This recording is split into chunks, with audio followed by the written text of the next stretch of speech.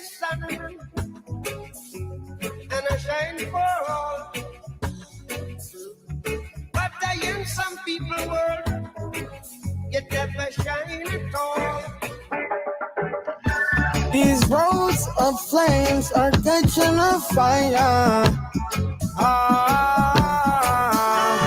Showed you I love you, you called me a liar. Oh no, no, no, no, no. Baby, tell me where you gone. I've been feeling for your love so long. We can praise God in the moonlight. Baby, if you with me, better do right.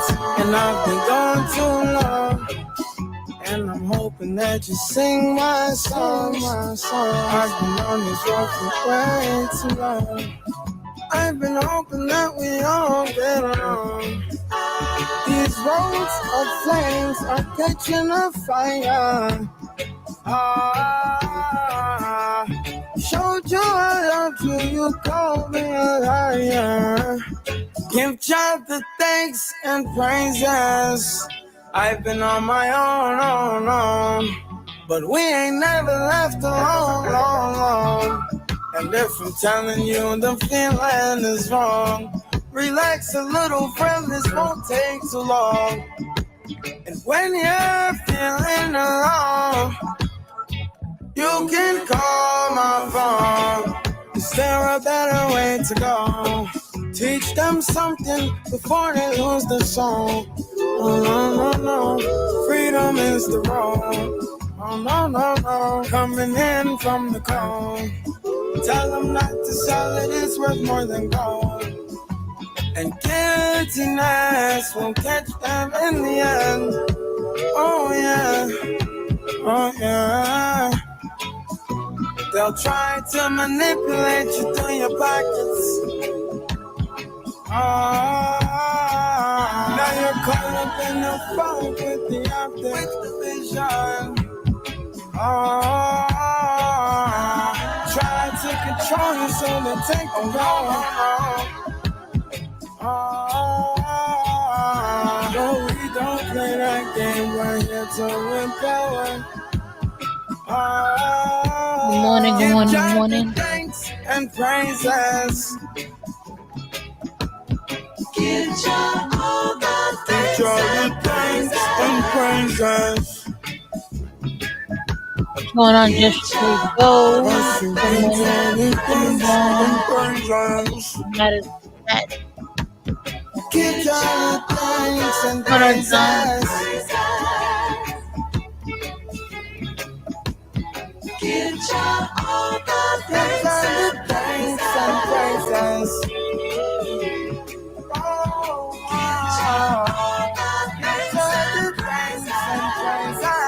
What's going on, J-Mag? Give God the thanks and praises.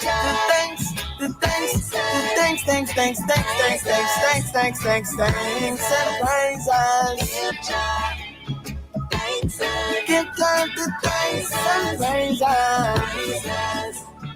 Give God thanks and praises. What's up, y'all? Good morning. I don't know.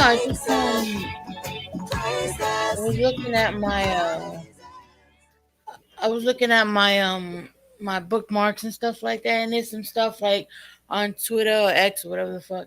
I was like, look, we should go over it. And then I saw a video of this. I don't know if y'all remember, like a couple months ago, I played a video of a young guy.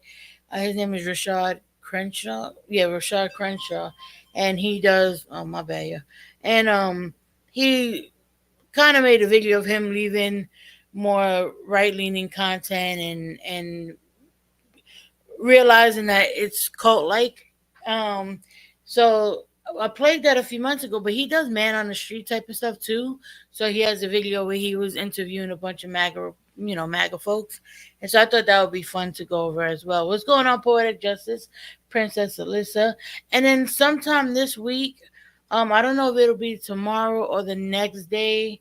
One of these days, we're going to be going over a Pop the Balloon because I had, some folks asking me when I was going to do that again.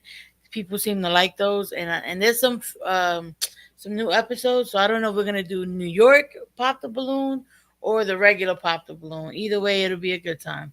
What's going on, Louis? Call it Twitter because Musk doesn't even respect his daughter. Oh, that's right. I forgot Musk was he has a trans child, right? It doesn't surprise me though. I mean, do we really expect anything better from Elon Musk? So, one of the things I first saw was this little freak, and I swear I was like, it doesn't surprise me. But this is where, because on Twitter, right, I've been seeing a lot. Uh, Pepe, what's up? On Twitter, I've been seeing a lot of people like, and even TikTok, women saying like, well, I don't see the, where are we losing rights at? Where's the, you know, I hear women saying that we're losing rights, but I don't know, what they're referring to. And so here's the thing: there's even if you don't think, even if it doesn't happen, we don't lose all our right, whatever, right? That's I'm gonna argue on that side, and nothing is gonna happen.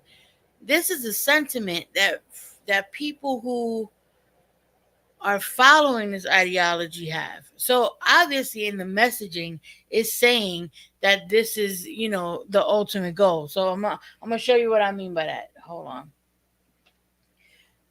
on. Did he? Well, I mean that doesn't surprise me, about Elon, because I mean it's Elon. All right, hold on. Let me bring it up. Okay, here we go. All right, so y'all know this guy, right? Nick Fuentes. A lot of people know him. Um, so this was as you can see, he was going over the election. What's going on, chicken tender?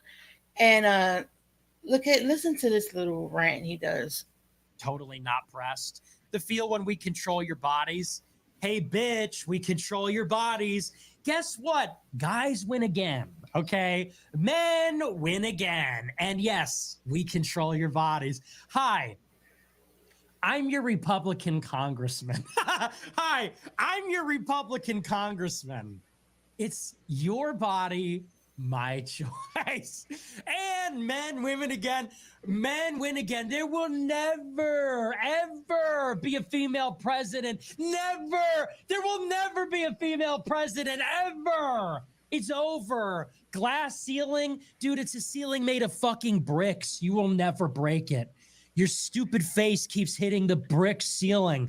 We will keep you down forever. You will never control your own bodies. You will never be the president of the global empire. Never. You never control your own bodies. Gonna happen, sweetie. Your body, our choice. Now, I mean, we all know Nick Fuentes. I mean, he's an idiot, right? But my thing is, if you have a specific message, and that message is registering with the people who follow that message in the way that you just saw, then and that's not what you intend, then there's something wrong with your messaging. Like, it's that simple, because that's often what you hear. Well, that doesn't represent everyone. Okay, well then there's something wrong with your messaging, because this is this is what they're getting from it. Um, right? No, exactly, Louis. You guys are right. Oh, why is this pissing me off so fast? It'll get. That's probably the worst thing that I'm playing today. So, Cat had to rip that band-aid off, and then we'll go and we're gonna watch the other video. Um, there were men in the comments, exactly, Louis, and that's my point. It's like, you can say all you want. Well, this is not the intention, or this is not what the actual plan is going to be, but this is the way it's resonating. So there's either something wrong with the messaging, or they got it right, and that's exactly what you're going to do, or what you're going to try to do. 27,000 retweets. Um, If so let me pull this up. I don't even think y'all gonna be able to see this. For real, for real. Hold on. Because it's kinda like hold on. Let me bring it up. God damn it. Alright. So I found this. The Project 2025's wife's guide. And it's basically from an old you know, article, whatever, from Housekeeping Monthly, May 13th. Oh, my birthday month, 1955.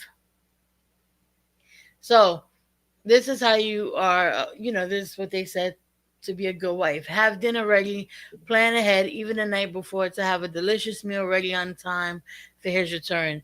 This is a way of letting him know that you have been thinking about him and are concerned about his needs. Most men are hungry when they get home, and the prospect of a good meal is part of the warm welcome needed. Thank you, Chicken Tender. um, The next one is prepare yourself.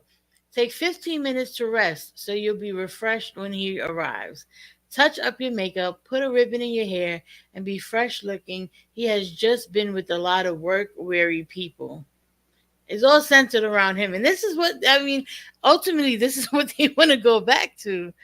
Um be a little gay and a little wait, be a little gay and a little more interesting for him. His boring day may need a lift, and one of your duties is to provide it. Clear away the clutter. Make one last trip through the main part of the house just before your husband arrives. Run a dust cloth over the tables. So basically, if you have anything bothering you, put that shit, like, don't bring that to his attention, because he's been, you know, stressed all day. He's been among people that have made him weary. So he needs you to lift his spirits. During the cooler months of the year, you should prepare and light a fire for him to unwind by. Your husband will feel he has reached a haven of rest and order, and it will give you a lift too. After all, catering to his comfort will provide you with immense personal satisfaction. Minimize all noise. At the time of his arrival, eliminate all noise of the washer, dryer, or vacuum. Encourage the children to be quiet. This is what they want. Right. Be happy to see him. Greet him with a warm smile and show sincerity in your desire to please him. Listen to him. You may have a dozen important things to tell him, but the moment of his arrival is not the time. So when is it? All right, whatever. Let him talk first. Remember, his topic of conversation are more important than yours. Don't greet him with complaints and problems. Now, this I just think is a good way to behave in general. If your partner comes home from a long day of work, it's fine to give him a couple minutes. I believe in that. I do that. Like, you know, take a shower, unwind. You know, I'm not going to bombard you with a bunch of issues as soon as you come home. But I think that's just common decency. If I was coming home from a long day of work, I would want the same consideration.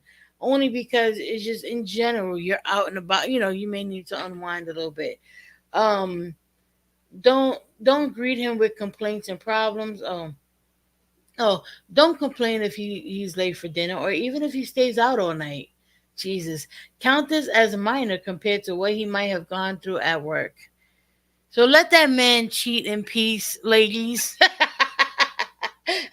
If he's gone all night, all right, no, you should not bother yourself with such minuscule things. Um, Make him comfortable. Have him lean back in a comfortable chair or lie down in the bedroom. Have a cool or warm drink ready for him. Arrange his pillow and offer to take off his shoes. Speak in a low, soothing, and pleasant voice. Don't ask him questions about his actions or question his judgment or integrity. Remember, he is the master of the house, and as such will always exercise his fairness and truthfulness. You have no right to question him. A good wife always knows her place. This is what they want, though. Like, this is legit what they want. Like, and look, like I said, I think it's a good thing to just be considerate. Just be considerate of your partner. uh I don't think that's exclusive to men or women. I think it just should be generally, like, you know similarly, if she's been in the house cooking all day or whatever. There's ways that you can, cooking, clean, or whatever. That's also its own job. So I think it's just a mutual consideration, a mutual respect that needs to happen. But they want a world really centered around men, bottom line.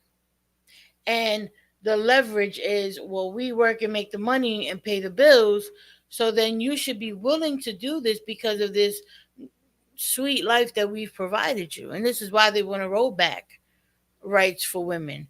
Because if women have rights and able to make their own money, I think there's like the most women entrepreneurs now than ever before in history, something like that. Um, Women are outperforming in degree earning, things like that. So there's a need to roll that back, because if you ain't got the leverage, then what are you going to do? Like, folks who are able to coast on mediocrity can't coast on mediocrity anymore. I mean, some can, you know, depending on where you come from and what kind of money you have. I'm talking about like if you're born into wealth and shit like that. But like outside of that, no, you gotta. Now it's turning more into a meritocracy, and the people who've been yelling about, affirmative action or whatever, who've been able to, like I said, coast on mediocrity, now they have to work a little bit harder. They don't like that, so they're like, all right, we got to roll all this shit back. Everybody got to go back to where they came from. What's going on, Marty? um Ways to disengage using your front lobe and adhere to the needs of your man over your own. Yes, exactly. That's true too. No one really matters but cats. They want us like this, but they also want us to be working too. You do all this just to go to bed without a nut and a snuggle. What's going on, hold a fold? I don't think I said hi to you. Um, so so I thought that was pretty interesting. So to the women who voted for Trump, it's like, quote unquote, accept your new role. There is no else. This is what you're cool with, right? Exactly.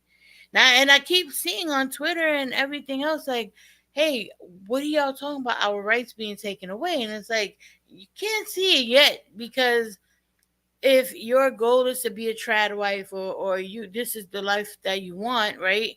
Then you're not going to be able to see that, because you don't see a problem with it. But if you look at the rhetoric, or if you listen to the rhetoric, and you see that they keep pushing this trad wife thing, specifically to younger people, because they're not going to be able to get through to middle-aged people and shit like that.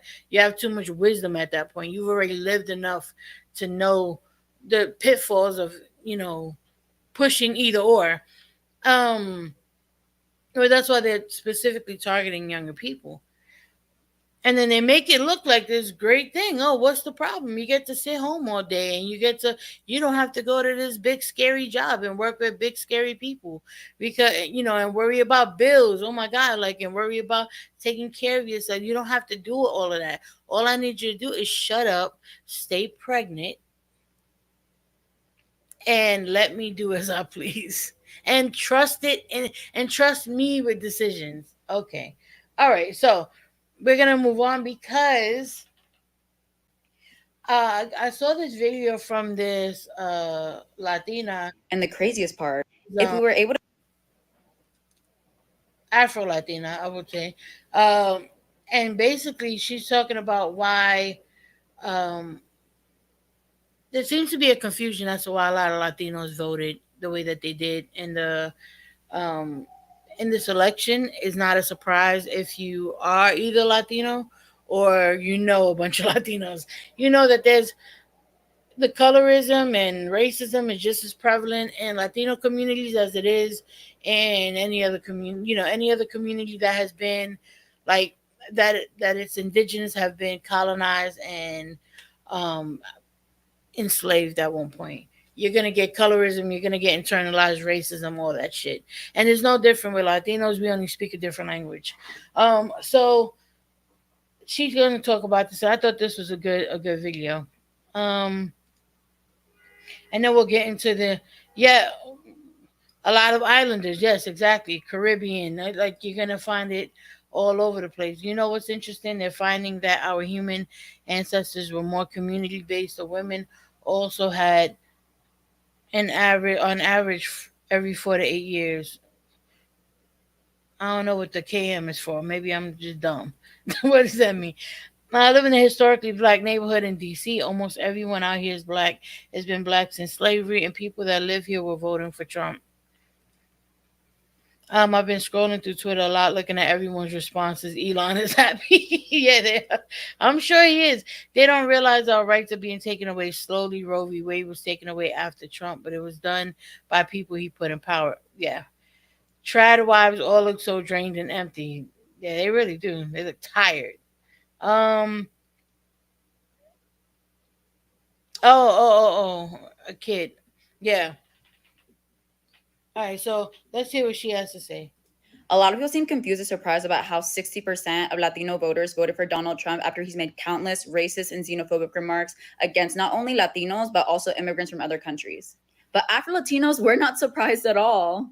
Racism is alive and well in the Latino culture with things like mejorar la raza, which means to better the race, which is like street eugenics. Calling your family members based on their skin tone, like negro, negrita, as a loving term, but it's obviously derogatory because the anti-blackness is so prevalent.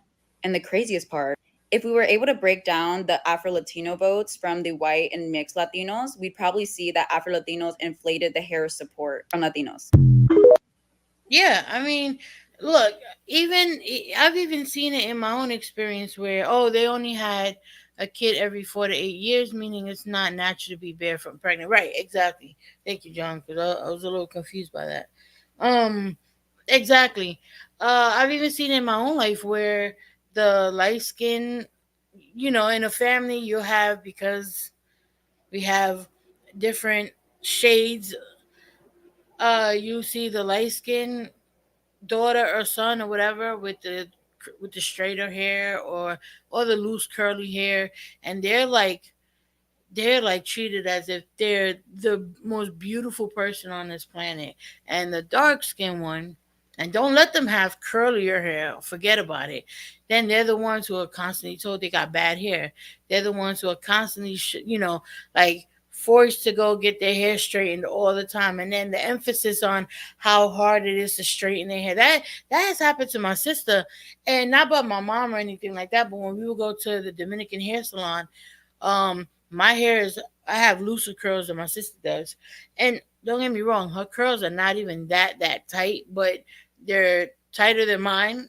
And they would they would have two people straightening her hair and be like, "Oh my god, your hair is so hard to get straight." It's not. Her hair is not that curly. But that's like part of the mentality. Like, and so you see that all the time. I have family where one sibling is like super light skinned, straight, like wavy black hair. The other one is dark skin, and the one that's light skin, oh my, they, she's treated like she's a supermodel, and the one that's dark skin, not so much. So it definitely exists within a Latino culture. So when you look at how many Latinos voted for Trump, it doesn't surprise me. I mean, and granted, more like Latino, like more Hispanic men voted for Trump than Hispanic women. But like I said, that colorism and stuff is prevalent. They think Trump is going to lower food prices and raise wages, but he just said that to get their vote. My mom is darker and I'm lighter. I hated growing up hearing how people talked about her and hyped me up. Yeah, my mom. Pe- People used to think that my grandmother was my mom's nanny because my mom is maybe like a shade or two darker than I am. And then my grandmother was a black woman. And they would think that she was my mom's nanny.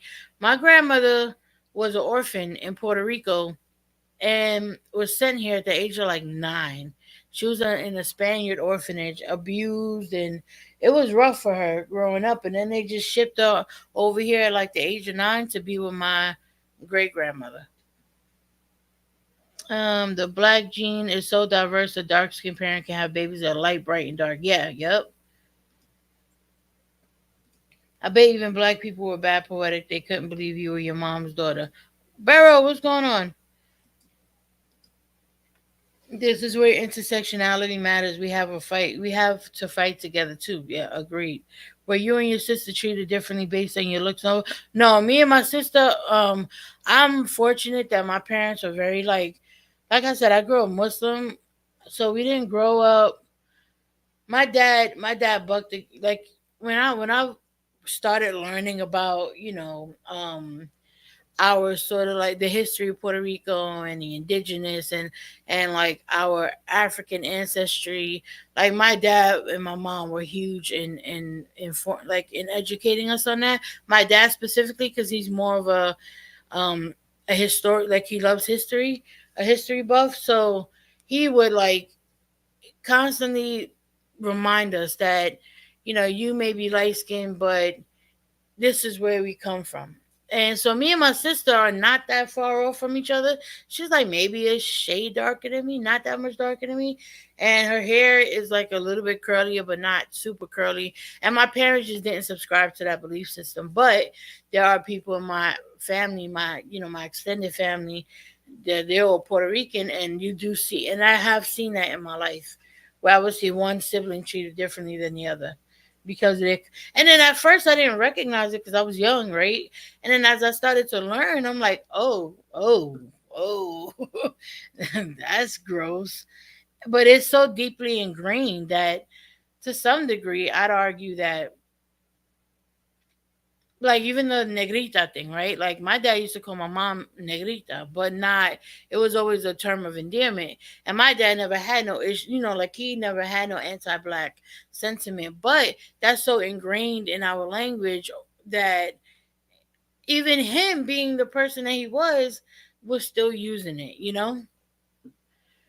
Racism and colorism is bad with black people. When I spent time with my white grandma, people looked at us like we just left the circus show. Yeah, people think my mom isn't black, but she has a black grandma and grandpa. Exactly. I mean, you see, I get the same thing. I've had people see my mother and they're like, "Oh, she looks like a black woman." Yeah, and it also and it low key feels like eugenics is still alive and well. True. I'm so sick still. I wake up in shock every day, dreading what's coming. As a minority, I could give it back to people and not lose sleep over it, but I refuse to be hateful and ignorant. True. Cats will always stick with me. I try to do a lot to darken my skin, even as a child. So wild to think about looking back, how bad I wanted to be chocolate. I've been on the receiving end of interesting comments from other Asians based on my skin tone, both in public and in the workplace. Yeah. Yeah, I know that there's like a huge. I know like skin lightening and stuff like that is big in places like in like Asian countries. I know in Indonesia it's like really big over there. If I'm getting the right country. I'm the oldest of nine. All of us are different shades of brown. Yeah, all me and my brothers. Like I have three brothers and I have one sister. Out of three of my brothers, is my eldest brother does not look like he's related to us outside of the fact that me and him have the same dimples. Um, but he has like his eyes change color. He's very, very, very light skinned. Um, he looks like if you saw him, you would not think that me and him was brother and sister. But that's my eldest brother. And then my other brothers, we're all different shades. And then my sister is like me and her are like one or two shades apart or something like that. My grandpa said he had a problem with being called negrito. He found it racist. I had no problem with my grandmother calling me that. That's why your mom is so damn fine. Hey, you leave my mom alone. Feeling a bit angry today. Any trolls will be blocked. Oh, okay. Let me see. There was all right. Here we go. Now, somebody had posted a Bernie Sanders video from 2003, and I thought that this was really good. And this is what your goals are. Because I think this is where I've been watching a lot of content about where the Democrats went wrong, right? And where, and then you see people sort of like blaming the voter base, right? This group of people, that group of people. And to some degree, there's some truth in that. Maybe there's misogyny there at play, obviously. there's racism at play, all of that, right? But I think there is also an issue with how the Democratic Party addresses their voter base and how they intend to relay certain, and not to everyone, but specifically to those like, how do you call them? I'm not gonna say one issue voters, but like when you look at like all these states that are like red automatically, these smaller places, probably more rural, like why are they not getting those messages over to them? And so I wanted to play this Bernie Sanders video. What's going on, Cadaver Dog? Um, no, what plantation text? What? Right, at least educated. My family, we all look the same. All right, so let's listen to this Bernie one. Which one is that? I have not seen. I saw something on Twitter, but I didn't know that was like, I didn't know if that was something going around or somebody created that. All right. How does the Republican Party do so good? And now I'm going to tell you something that very few people in Congress will tell you. If you are the Republican leadership, and this is what your goals are, your goals are to give huge tax breaks to the very richest people in this country.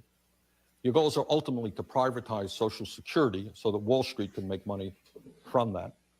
Privatize Medicare so the insurance companies can make more money. Privatize education. Do away with public schools. If those are your goals and you said that to the American people, you think you get a lot of lower. There are many members of the Congress today, Republicans, who not only will not raise the minimum wage, which is $5.15 an hour, you know what they will tell you, honestly? They believe in abolishing the minimum wage. Did you know that? Check it out. Telling you the truth. So that if Americans can work for $3 an hour or $2 an hour, not a problem. Now, if you had an agenda like that and you went before the American people, tax breaks for the rich, destruction of Medicare, destruction of Social Security as we know it, lowering the minimum wage or abolishing it, how many votes do you think you'd get? Not a whole lot.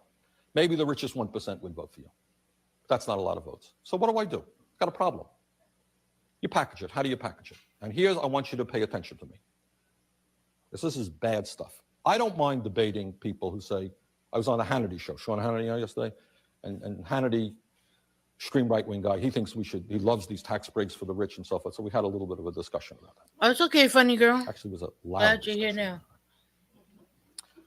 But I don't mind people who are upfront about that. Okay, give the rich more tax breaks, we can argue that. But that doesn't win you elections. So this is what you do. What you do is divide people up. When you ask me your question, how do I get elected? I said, I try to bring people together. We fight for women's rights. We support the rights of minorities. We support the right. Yeah, if you can get a person to believe that the reason why they don't have food on the table is because of that Mexican family down the road who must be getting welfare and must be eating up all the resources, then you've succeeded. And this is how they get these things passed without, under people's noses, so to speak, right? You shift the blame. You're not going to talk about the corporations that are getting the tax cuts, that refuse to pay people the fair wages, the ones that are also employing the illegal immigrants that, that the or undocumented immigrants, I should say. Like, you're not going to talk about that. You're going to talk about that Mexican family that must be getting welfare. And they may, and that is how you divide. That's how you divide people. Of workers. We bring the majority of people together. And occasionally, honest people will have differences of opinion. In this room, there will be differences of opinion. But everybody in this room is in agreement that everybody should have health care, right? Question number 2, should we increase funding for education or should we lower funding for education? Raise your hand if you think we should increase funding for education. Okay, you're on the side of the vast majority of Americans. Okay. So on those issues, we bring people together. Now, what do the Republicans try to do? And they use it in what we call, kind of language that they don't, not upfront about. What do? We divide people up by races. Affirmative action becomes one issue. All them black people are getting the jobs that we white people used to have. Split people, working class. And now it's immigrants. Instead of working. It used to be the scapegoating black folks. They're the ones getting all the benefits. Now is moved on to immigrants. Together to create decent jobs for all. Those uppity women now, they want the right to choose. We'll split people on the abortion issue. We'll split people up on the gun issue. We'll split people up on religious issues. You follow what I'm saying? So you split people up, and then they end up, if you're a middle-class person, voting against your own interests, and the rich go laughing all the way to the bank. Okay? And they very often play white workers off against everybody else.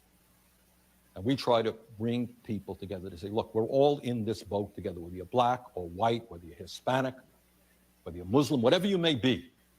Everybody needs health care. How do we create a healthcare system that works for all people, not divide people up? Everybody knows that the kids, young people, do not make it into the middle class unless they have a decent college education. So how do we make college education accessible to all people? Not an expensive proposition, a tiny, tiny fraction of the president's tax breaks for the rich, if we put into financial aid, would make sure that every young person in this country could go to college without going deeply into debt. You know what? The vast majority of the people support us. But in order to do that, we got to bring everybody together. And many of these, not all, and I'm not here to disparage all Republicans. Some very decent people happen to be conservative. I respect that. But some people who I don't respect will play off women against men, black against white. Oh, the gay issue, very, very big issue. Okay? It just turned into gay, trans. right? We're supposed to hate gay people, so we split that group up. And then the argument, some of us are not patriotic. We had concerns about the war in Iraq. I voted against giving the president authority to the war in Iraq. Well, that makes us unpatriotic. We hate America. Divide those things up. And that's how they succeed. And they succeed with the help of the media, because the media will not talk about how, in a sense, the common problems that Americans face and how we bring people together. And that's what I believe. I believe that on issues like everybody in this room thinks, I think, that instead of giving tax breaks to the rich, we should increase federal aid to education. Anyone disagree with that? Well, you know what? Most Americans agree with that. All of you think that every American should be entitled to health care. I suspect most of you think we should not have a trade policy which allows corporations to throw American workers out on the street and run to China. Most Americans agree with that. And our job is to bring people together on common interests. And some of these extreme right-wing people, you watch the issues that they talk about. Affirmative action, they use to divide. Now, which is DEI. DEI. They use to divide. The issue of guns, they use to divide. And our job is to say, let's focus on basic economic issues. How do we expand the middle class? This is a great country. Why is it the average American is working longer hours for low wages than 30 years ago? Let's talk about that. Okay? This was back in 2003. He said this. So he's not wrong though. He's not wrong. That is how in it some happens. sort of And the problem is that a lot of times people are not paying attention to like language as well. I know that people like to say, "Oh, they're just words," and no. Listen to the language that's used, because it's used intentionally. That back when they was doing the Southern Switch, there's that audio recording of Lee Atwater when he's talking about how they will stop referring to black folks one way and do it another way because that's no longer acceptable. So how do you still get the message across, which we call dog whistling? How you still get the message across without overtly, saying it? I'm gonna see if I can find the Lee Atwater clip. I thought I had it.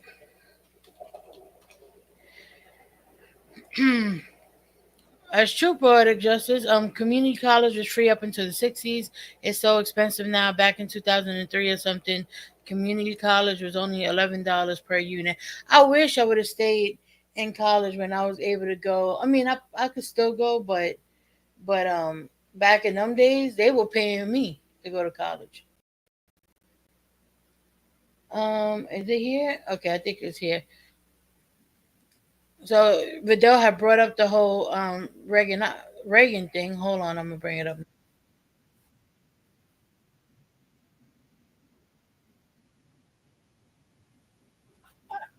Does anyone know where I can find that? I thought I had the Lee Atwater thing.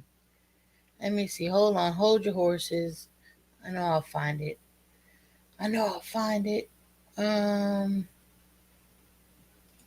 That's it.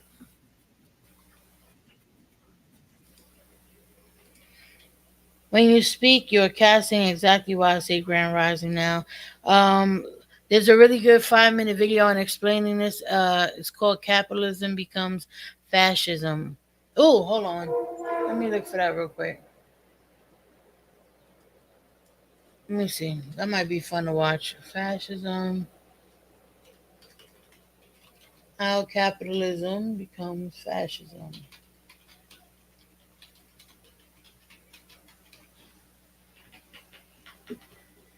Is it? Okay, I see it. How democracies that work. All right, let's watch this real quick.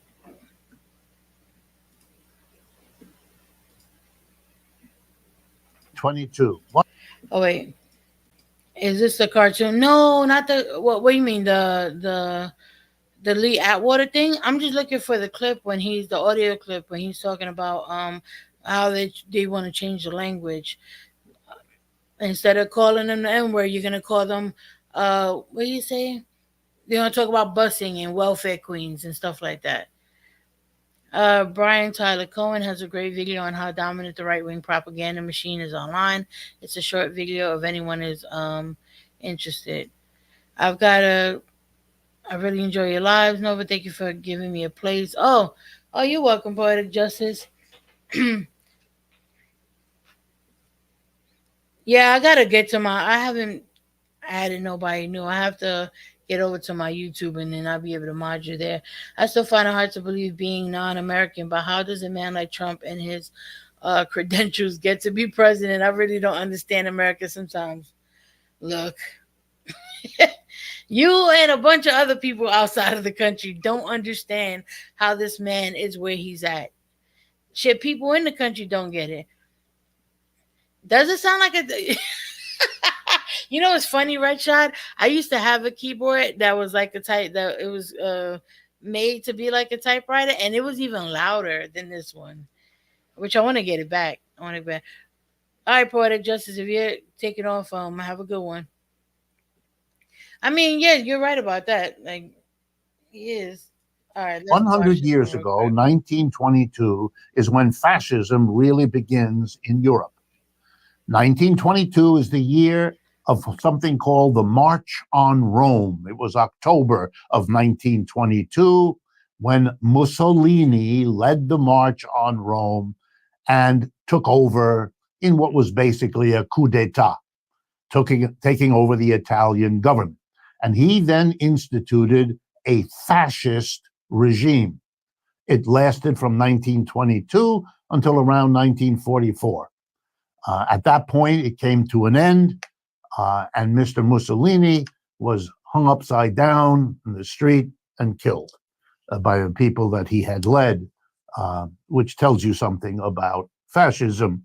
Hopefully, you will remember. The next case of fascism happens 11 years later. It's January 1933, and in Germany, the government there turns itself over. Didn't require quite the coup d'etat. Thank you, Vidal. So I have the clip that I was talking about, and I'm gonna play that after this. But it took, let's watch this. Not that different a form. Turned the government over to the leader of a fascist political party, like Mussolini in Italy. Only his name was Adolf Hitler, and he was head of the Nazi Party. And a few years later, in 1936. A democratically elected government in Spain was overthrown by an illegal military revolt of General Franco, who waged a civil war, displaced that government, and established Spanish fascism, which lasted several decades. And then he died. And Spain reverted back to a non-fascist arrangement.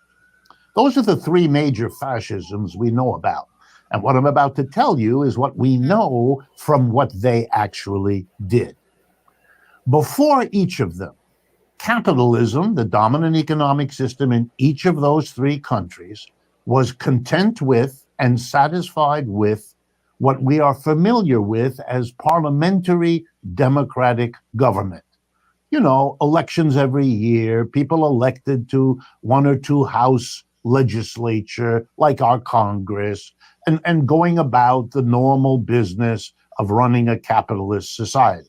Everybody gets to vote. We pay a lot of attention. But the people with the money, the capitalists, the wealthy, the big CEOs, they run the show because they donate to the parties, they donate to the candidates, their lobbyists help write the laws. We're all familiar with that because we're used to that here too. The problem is, in each of those countries, the capitalism that was normally perfectly happy with conventional representative electoral democracy was falling apart.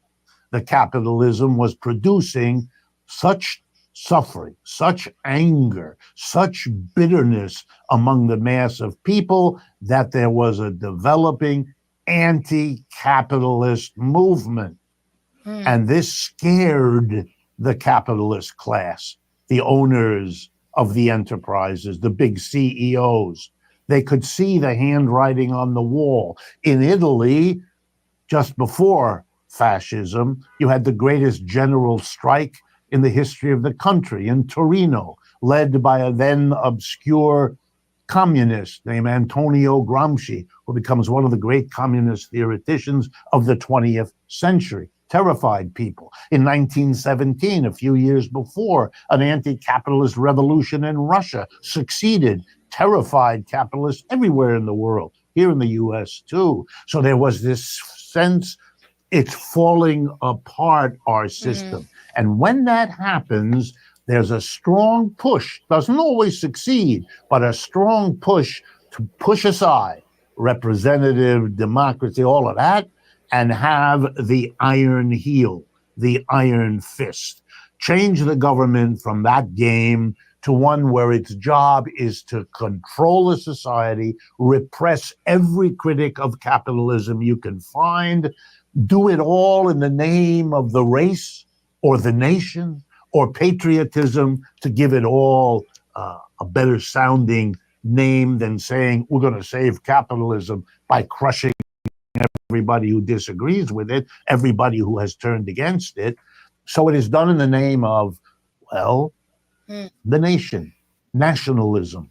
It's a good way of covering it over. Everything we're doing is not about preserving capitalism. That's the real agenda. It's about preserving the nature, or preserving white America, if you bring it over into us, or preserving the Italian soul, or preserving genuine Spain, whatever it was always the same. And here's it's always that they are the problem every time, and that's why people have to pay attention to rhetoric. And there's you have to pay attention to rhetoric because it doesn't happen overnight. This is long. You poke a little bit. This person is the reason. Oh, you can't buy food. Let me tell you why. All these immigrants coming in now. Look at the price of your eggs, or now look at the fact that you can't find a job. Why do you think that is? They're taking your jobs. That's why DEI is becoming the new affirmative action conversation. Here's what it involved. You crush the labor union. Make America great again. Exactly. Kill them. That happened often.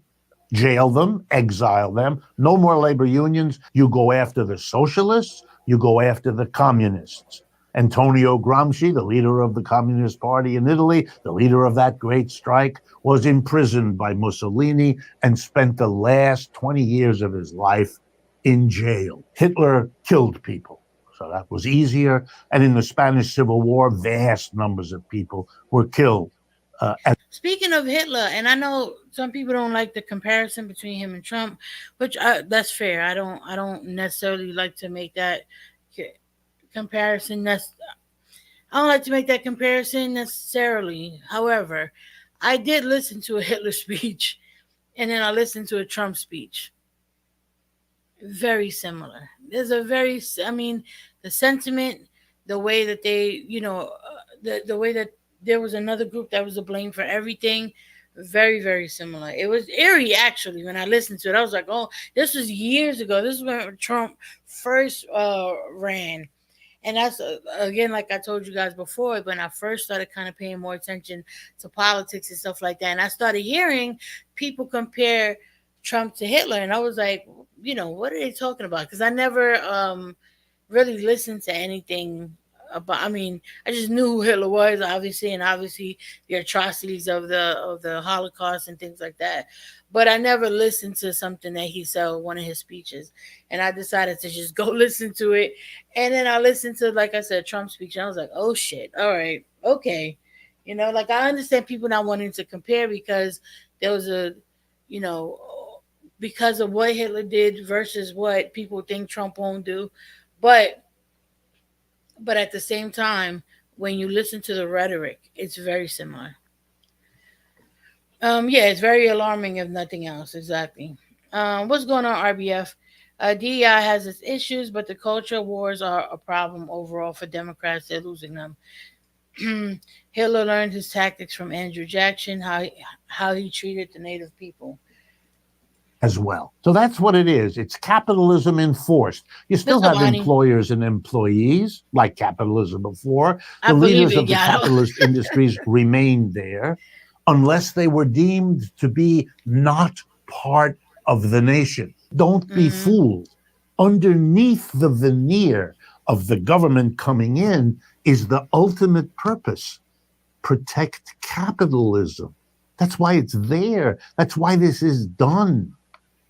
It's the extreme of capitalism having produced its own negation, its own opposition, its own self-destruction that calls forth the fascist alternative to come in there and deal with things. That's interesting. I don't disagree. They gave Hitler quote. I think I saw a video like that. I could be wrong, but because I'll be watching so much random shit. Thank you to who was it? Who was it that sent it? Louis. Thank you, Louis, for suggesting that. That was a good one. And thank you to Vidal for sending this over to me because I have the Lee Atwater thing. So there's another thing. Um there's an interview on the Southern Strategy with Lee Atwater, who was what, Reagan's campaign. I gotta go back and I think Reagan's campaign manager. Let me bring this up. Hold on.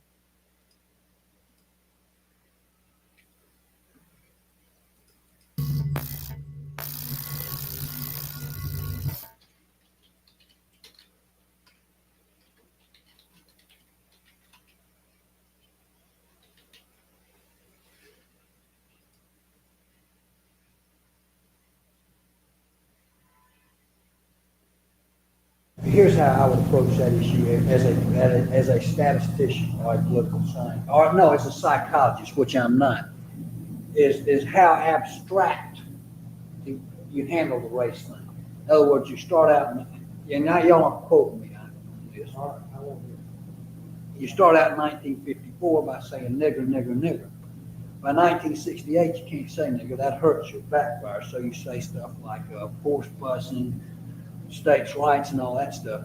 And you're getting so abstract now. You're talking about cutting taxes and all of these things you're talking about are totally economic things. And the byproduct of them is blacks get hurt worse than whites.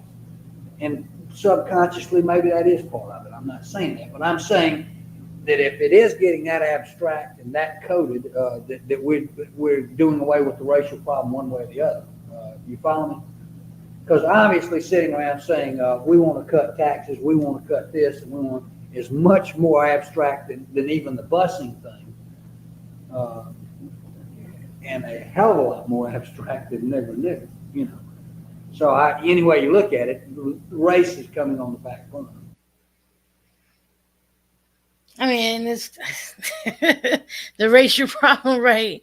Then and so like that's why I think it's so interesting to me when people are like, when I do see those tweets or when I do see those posts of women saying, with their whole chest, I still have my rights, which is, I mean, asinine to say this early anyway. Like it just happened, so nothing is going to go into effect right away anyway. But even so, to not be able to recognize how we could get there based on rhetoric alone, you know, and how it can become acceptable because of the rhetoric.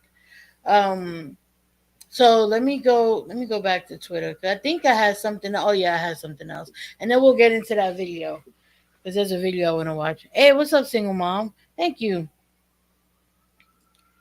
All right, here we go. So I got this. I found this on Twitter. I didn't watch the whole thing, so I figured we. Oh shit! Hold on.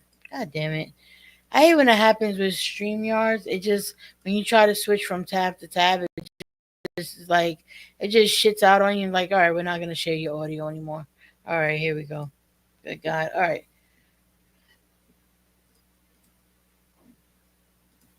Hoorah way, but I once again find myself in the position of, for only 2 times in my life, mind you, being right. I was right in 2016, and it turns out I was right in 2024. And by that, I mean every time I was asked who's going to win, I said Trump. And a lot of people got mad at me, I guess, because they took that as like my endorsement or as that's what I wanted to happen. But I was just asked a straight up question, and I gave my answer based on my gut feeling. Because when you travel around the country as much as I do, and you talk to people as much as I do, and I think being a comedian, while not intelligent by any means, we at least have a sense of being able to read people and take the temperature in the room. And as much as I would like to believe that there are more good people out there than there are bad people out there, and that might be true, but I can tell you that there are more fearful people out there than there are hopeful people. And there are more people who are more susceptible to being led by fear than they are being led by any type of hope or any type of intelligence. And that, I think, is what has happened here. Democrats really like to paint the world as it should be, and it should be. And Republicans like to paint the world as it is, in the sense that that's just the way it is and it will never change. And you may as well vote for them because at least they're the ones with all the bunkers. You know, no plan Like for how to get us. when Trump was like, "Well, what do you got to lose?" When he was talking about specifically like asking black folks to vote for him, he's like, "Well, what else are you gonna do?" And I don't know that. I don't know if I wouldn't say all Republicans because I do think MAGA is its own sort of like offshoot, but it doesn't come from anywhere. You know, like I think that there's a reason why MAGA was allowed to be created out of the Republican Party. Um, um, and so I don't think that they necessarily paint it as just is what it is. I think they straight up fabricate shit, you know, like, and they make shit up because they know that the vast majority, and they address the problems of the people that vote for them, but not in a real way. Like they're not giving them actual solutions. They're just giving them a scapegoat, someone to blame it on. Hey, if you kick these people out the country, it'll get better for you. If these people, you know, are not allowed in, you know, if you don't let, I want to get into the topic of uh, trans folks in sports because I'm not like, you know, a doctor or anything, and I just think that there's a lot in that conversation, and I'm not trans. But what I will say is, it's easy to be like, well, you lost that, you know, you lost that because that trans person was in it, and so there's always a scapegoat to folks' problem, and that's where they win a lot of people over with, instead of saying, well, this is how the government, which taxes go to the government, they're elected to look over their constituency, but instead of doing that effectively, it's, well, let me show you who the problem is so you don't pay attention to what we're not doing. You know what's funny, Stolas? He's so right. The fear, I blame boomers who did a terrible job raising their children to know how to deal with adversity. We have generations of people that literally can't deal with negative situations. You know what's funny? I had this conversation in Staples of all places. I was in Staples one day and I'm waiting for something to get printed. And there was this older guy. He had to be around my mom's age. So I'm guessing at the time, this was during the pandemic. So he had to be like, probably like in his 50s, maybe late 50s or something like that. But he like identified as a boomer. And so we were talking, and I don't know how the topic came up, but it was right after George Floyd was, essentially assassinated by cops. But anyway, it was after George Floyd, and we were talking, and he was saying to me, he said, "You know what? I blame my generation." And I was like, "Why? Why is that?" He was like, "Oh, he was an older white guy," and he said, "I blame my generation because we didn't go and look for the truth. We just believe what we were told. We believe what we were told about different groups of people. We believe what we were told about, you know, what we should be worried about. Essentially, that I'm paraphrasing, of course." He said, "But I blame my generation because we didn't go beyond that and look for the information."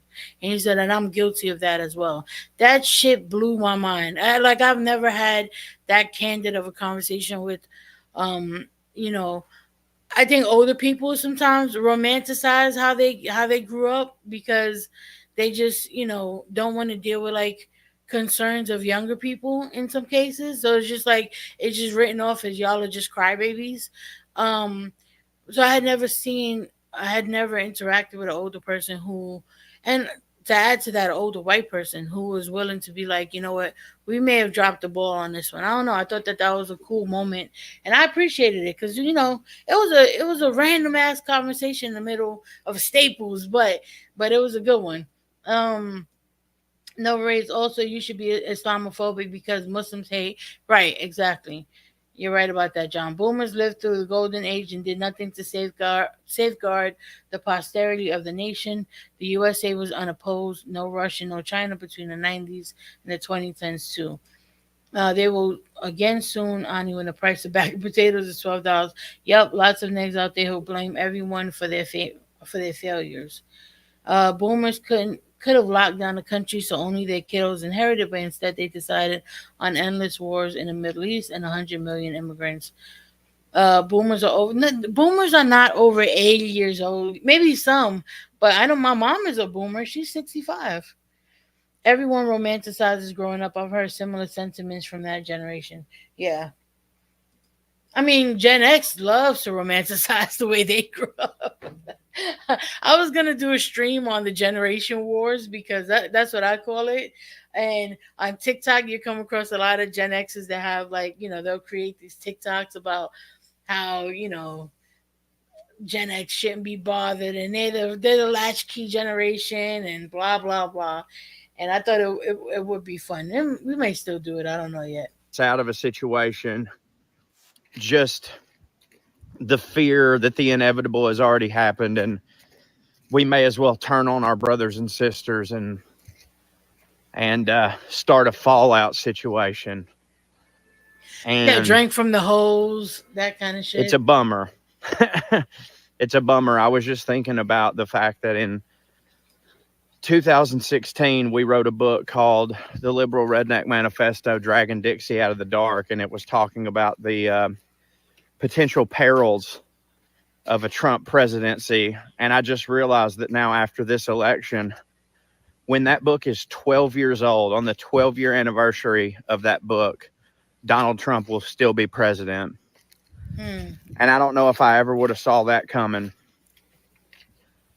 Frankly, I guess because maybe I didn't see him losing the second term. I don't know. But after it was such a landslide, I thought finally we've woken up as a society. That's the generation, the silent generation. Okay. The silent generation, yeah, because a boomer, I know my mom is a boomer and she's 65, but I didn't know when it ended. I forgot about the silent generation. Maybe that's why they call that. To, regardless of whether you're Democrat or Republican, it doesn't matter. This particular guy ain't the one. And people like him ain't the one. Stoking fear and spreading misinformation and threatening to silence anyone who opposes him. These are the tenets of dictatorship. I mean, if you read Dictatorship 101, if you go. I mean, the Zoomers voted Trump.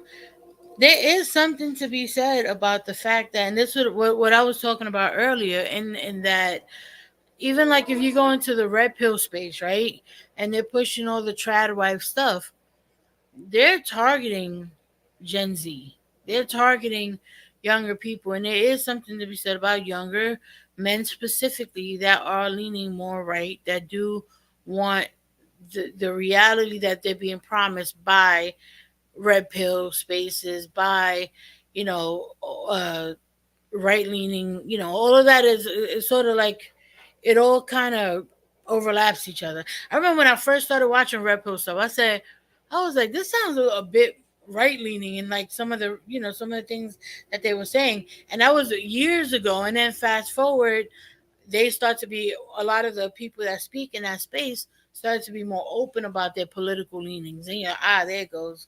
And they specifically target Gen Z. Indoctrinating our youth, yes. To the, I'll say it, Hitler playbook.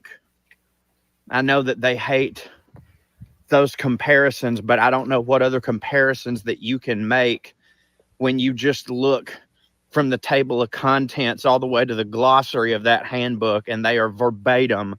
I don't know how you can be so asinine and stupid as to not think that's where any of this is being pulled from.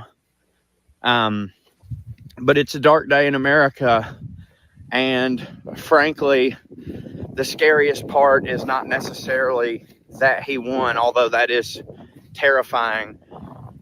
It's that between now and the last time he won, so many more things happen. He's done so many more horrible things. He's been exposed as truly the terrible person that he is. And more people do not care. They do not care. And they blame it on some fake sense of socialism is coming, even though they know that's not true. They've been blaming Democrats that since time immemorial, and it's never happened. They don't want a woman. They don't want to move forward. They want to live in a place where the white man rules. And not only do they continue to have their unchecked rights, but nobody else on earth can have even a slight leg up, because if they do, that means that it is somehow a negative towards the white man. We both can't have the same size ladder helping us over the ledge, because that's discrimination to the white man. Equality. The whole time I'm listening to him, and I'm like, where is he? He's just walking through so much greenery. It in sounds these so people's peaceful. eyes is persecution, because they've been so used to things being only for them. So congrats to us on the next 4 years being that way. And frankly, it could be the next 12 years, because J.D. Vance is young, and he's a lot more politically adept at doing these things. Trump's going to be hard to replace in terms of joie de vivre, that certain joie de vivre that he has. But I don't know what that means. There's a lot of young Republicans that, frankly, this is just not good. It's just not good.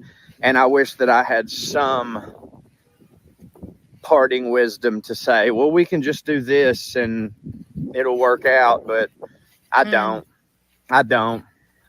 I'm in an all-time pessimism right now. The only thing I can tell you is that finesse. They can do whatever they want, but they can't stop making us love each other and try every day to be better people. I mean, the reality, whether you want to lean right, lean left, or whatever, most people have like a very similar goal, right? Not everybody is chronically, locked in. Not everyone is locked into politics. That's why I like to watch this stuff because I'm not like political science, major or nothing like that. I just started paying attention to this shit when I was like an adult. You know what I mean? Like when Trump first ran and shit like that. So, I don't have any like specific any expertise on the matter. So I'm looking at it from like a very, I guess, common sense perspective, like of the regular person who may, and there are people who know even less than I know, who are just not locked in, who just don't care that much about politics, or they is it's so much so that like they're even maybe insecure about what they don't know about it, right? And then they're being fed all this information by news outlets or whatever, and they're not going to go and sift through that information and see what's right or what's wrong. They have their trusted news source. That's who they go to. That's who they trust. That's who they trust. Who maybe their parents trust it. You get what I'm saying? And that's just what they do. And so that's why I like to watch this stuff from, just like, because the reality is that most people got the same goal. They want to live a good life. They want to be able to feed their family. They want to be able to get a good, decent paying job. They want to be able to maybe take a vacation sometimes. They want to be able to put their kids through college, so forth and so on. That's the reality. The problem though is when you get into these spaces now, or even just the rhetoric from politicians, they separate people and they make people think that you're so different from each other. Realistically speaking, as humans, we have a lot of the same goals. We have different realities because of who we are. I'm less afraid of. I think JD is an insane person. You're less afraid of JD. JD Van's gonna be humping all the furniture in the White House, and don't be surprised if that happens sooner rather than later. Um,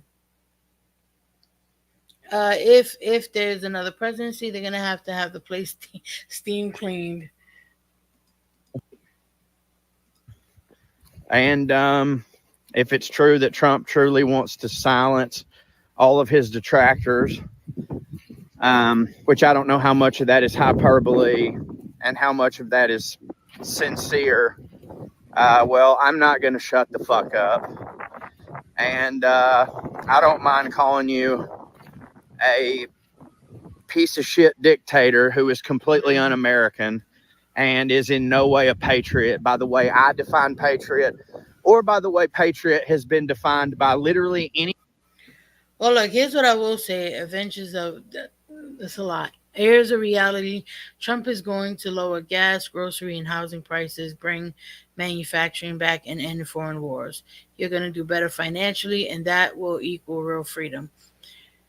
Here's what. Oh, this guy. I found him on. I'm gonna get back to your comment in a minute. I found him on Twitter. I don't know who this is. Somebody had posted it. Um, I'll see if I can just post the Twitter link in the chat. Um, so to that comment, here's what I will say. Given the rhetoric and stuff like that, I don't think that uh his presidency will be as promising as what you're stating.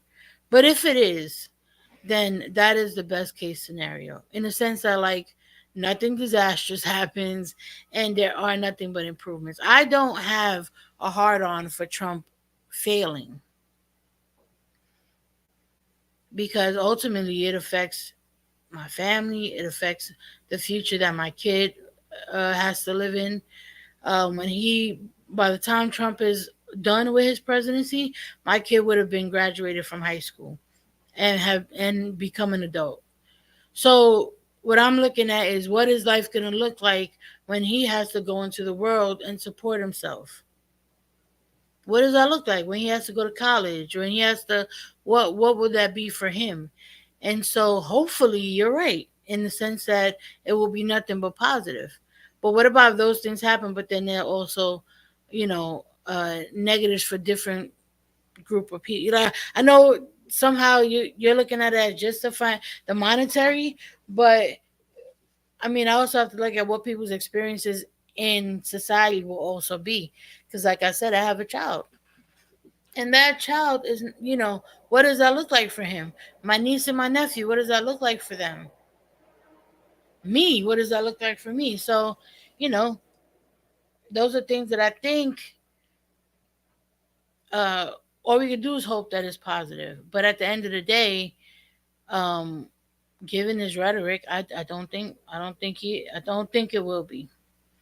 Um, JD Vance is the opportunist. He stands for nothing but his own advancement. He's such a wild. I have to find the video. There's this guy that impersonates JD Vance. It is so funny to me. And he does, like, every time he does a video, the eye makeup is more is a more, how do you call, extreme. It's so funny. I just don't think he has the cult of personality that Trump does. Oh, I see what you mean. Like the Westboro Baptist Church is still a thing, but no one cares because their great leader is gone. I see what you mean. Like, even if he gets a following, he's not going to be able to sort of like wrangle them the way, like, how do you call, not wrangle, that's the wrong word, mobilize them the way that Trump does. That's what you mean. Only reason gas was cheap during Trump's hellish reign was he fucked the pandemic response, fucking moron. He could have done that last time and he didn't. That man is worth blocking. Well, we'll see. We'll see, Dad Man. How is he going to bring back manufacturing when they said they're going to kill the CHIPS Act? That's what I say. Look, it all sounds good. I mean, and look, for the sake of everyone's future, I would hope that the legacy that he leaves after this next term is a positive one. But do I think that that's going to happen? No, I don't. Like, if at best, nothing will change. At best, at worst, we'll have, like, measles 5.0 or some shit like that. You know what I mean? like that's, or worse than that. You know what I mean? I'm still trying to be positive with that, even saying that. But any fucking person since the forefathers, since Kennedy, hell, since Bush, and this is not patriotism.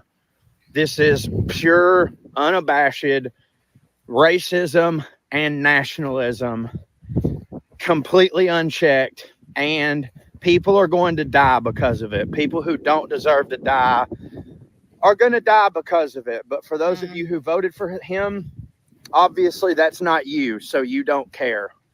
And I hope that one day you grow, much like the Grinch, some empathy in your heart, and you realize the errors of your ways.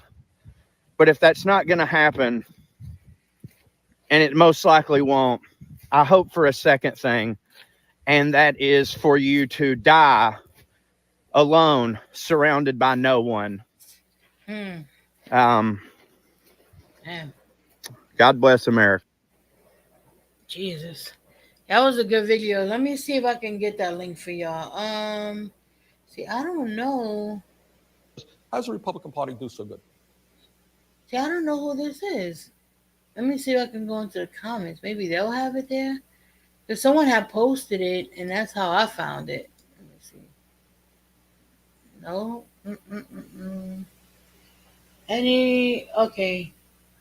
Oh, okay. So it's Corey Ryan Forster. All right. Let me get the link. Let me see.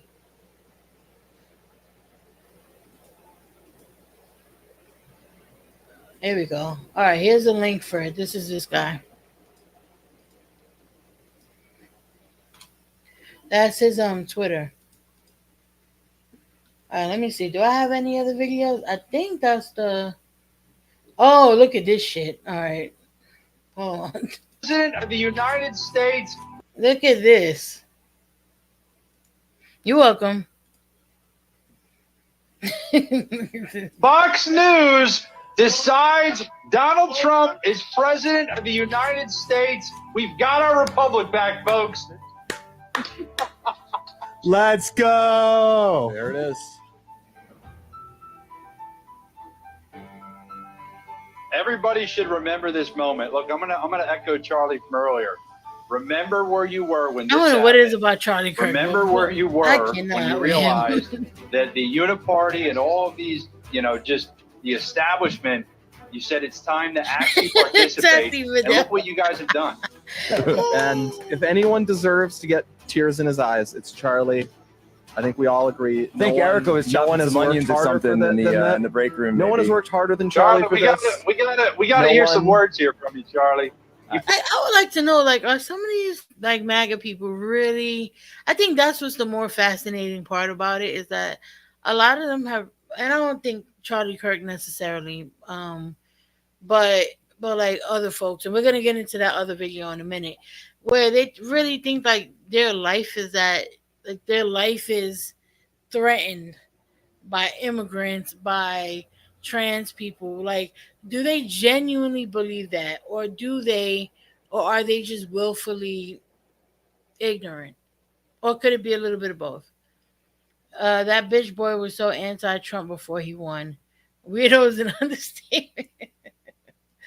Put all this together, my man. Let's hear it. I am just humbled by God.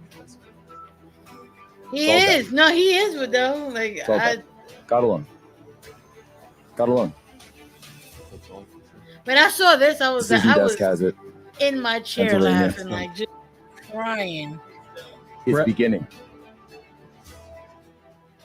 Like when Biden won, if Kamala would have won, I wouldn't have been crying. I don't know. I don't know. Like, I'm just not. I mean, okay. I think I'm done. All right, I'm done with that. All right, let me go to the whatchamacallit. Where is it? Here we go. This is the one.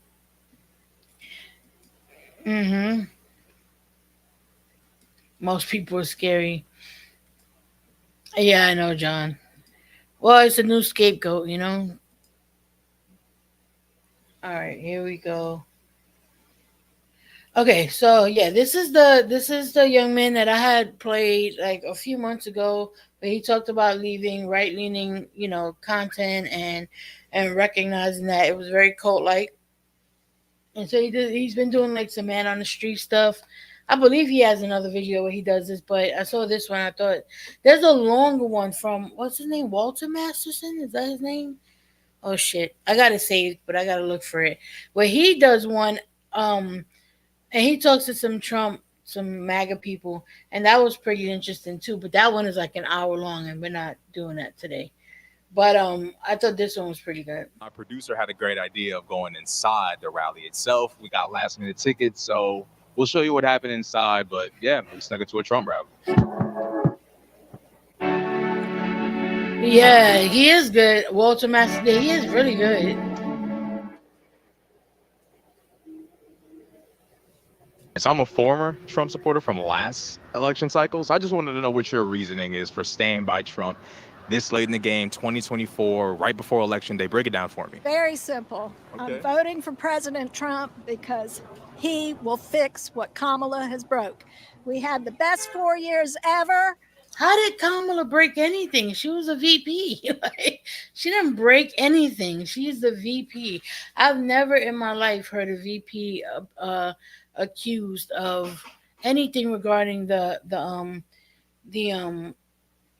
hold on, guys. Hold on. God damn it. Somebody's at my door. Hold on. I'm going to let this play. When he was in office before, 4 years of peace and... Actually, let me play something really quickly while I do what I'm about to do. Don't go nowhere. I'll be right back. Is this it? I'll play this.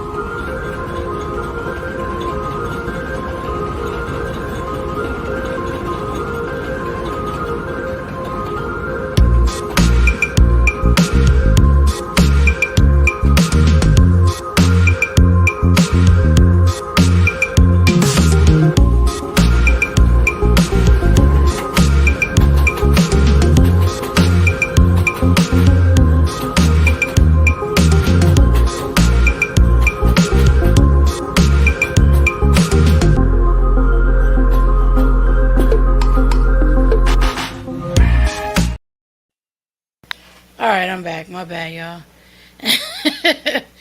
All right, yeah. So I've never heard of blaming a VP. I mean, even regardless of, I've never heard that before. Never in my life. I could be wrong though, because like I said, I didn't start paying attention till years ago. Prosperity, no new wars, no Taliban. No, I thought, Marty, I thought the maintenance guy was at my door because I need something fixed in my apartment. So I thought that's who was at my door. But it wasn't the maintenance, it was Amazon. So there you go. Shooting American soldiers in Afghanistan, the great economy, the biggest tax cut in American history that benefited everybody, and Kamala will let that expire. Well, I got to disagree with you there. You know, most economists say that the Trump tax cuts actually benefited mostly the wealthy. That's not true. And I don't know about that one. And a lot of Americans died in Afghanistan when Trump was president. That's true too. Come on. After he met with the Taliban, there was not another American soldier shot. Well, he didn't involve the Afghan government, and then the pullout that he planned happened, and then people died. That was not the way he planned it. He would not have taken the soldiers out first. They would have stayed. Listen to what Trump says. Yeah, look at the economy. Look at the groceries. Look at the gas. Look at people. Look at the violence that's going on. Look at the illegals. Look at his shirt. Why does he have that shirt? What's going on? I just talked to my best friend who's an African American. He voted Kamala. Listen, I'm not going to get upset with him and all that, but what they're trying to do is they're trying to bring violence. They're going to change this country. The illegals are going to come in. They're going to destroy us. The transgenders. Nobody knows about being straight anymore. But that was his plan, though. Biden put faith in his plan and came through. Not. Trump wanted to withdraw, but not in that. Okay, so for anyone who's not looking at the screen, he put up a thing, said as part of the United States Taliban deal, the Trump administration agreed to an initial reduction of U.S. forces from 13,000 to 8,600 troops by July 2020, followed by a complete withdrawal by May 2021 if the Taliban kept faith in his plan and came through. Trump wanted to withdraw, but not in that manner. He had a scheduled plan set up. That Biden followed, right? No, Biden did not follow it. Biden rushed it because he wanted it done right away, and he didn't do it in an orderly fashion. You know, Donald Trump did cut the Afghan army out of the deal and only spoke to the Taliban. They weren't cut out of the deal. What he did was secure this. So he put one of Donald Trump's campaign promises was to end the war in Afghanistan. Last year, he negotiated an agreement with the Taliban to withdraw all U.S. forces by May 2021. That's less than 2 months ago. Not represented in that agreement were members. God damn it. Safety of the soldiers that were still there, which were there mostly helping to members rebuild. of the Afghan government. You wouldn't trust the Taliban with American troop safety, though. You know, right? No, he had to threaten them, but they never harmed another soldier after Trump met with the leader of the Taliban. And you know why? Haven't you heard Trump's story? Well, we threatened to blow the guy up. Nobody knows about it. Hold on. So, as it pertains to the groceries and the prices, inflation has gone down, but prices have remained about the same. Wages have gone up. Joe Biden has brought jobs back. He's securing the economy. Fuel prices are projected to go down thanks to the bills he's passed. What exactly is Trump going to do besides make goods more expensive with tariffs? Trump's going to get people houses. Trump's going to bring back. How? He's going to bring back no violence. He's going to bring back families together. You don't see families. You don't see when Trump was in office, life was a lot better. He even gave. What? You don't see families? What is people money? What has Joe Biden done? Kamala Harris in 3.5 years, she's done absolutely nothing. She never talks. She sounds like she's drunk half the time. And the only thing good she did is like with she's 91-year-old. What, have you not listened to Trump? Trump be sounding like he's drunk. Are you kidding me? The rambling.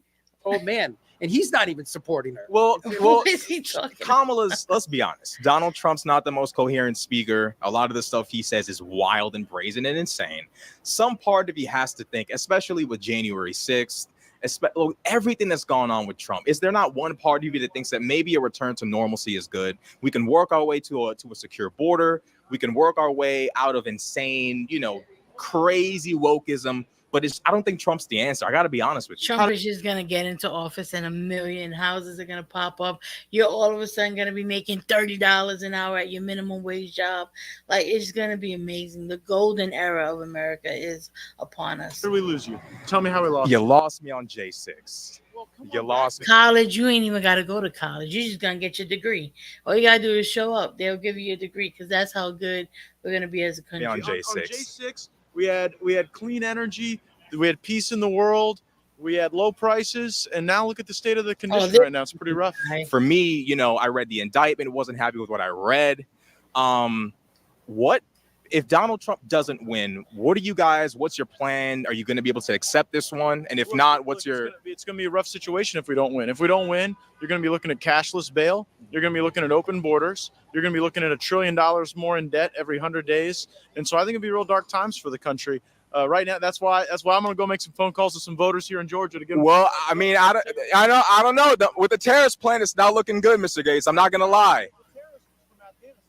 The tariffs are going to tax the American consumer. How? How is he going to make America great again? Well, Walter. I'm gonna see if I can find that one because it's like literally right in the beginning. Walter Masterson has a video and he's talking to a guy who say he's like a business owner. He sells T-shirts or something like that, and he explained tariffs to the guy, and it's almost like that guy had never looked into this, and he owns a business. He never looked into how tariffs were like. It was almost like the light bulb went off in his head, but he was fighting it so hard. It was hilarious.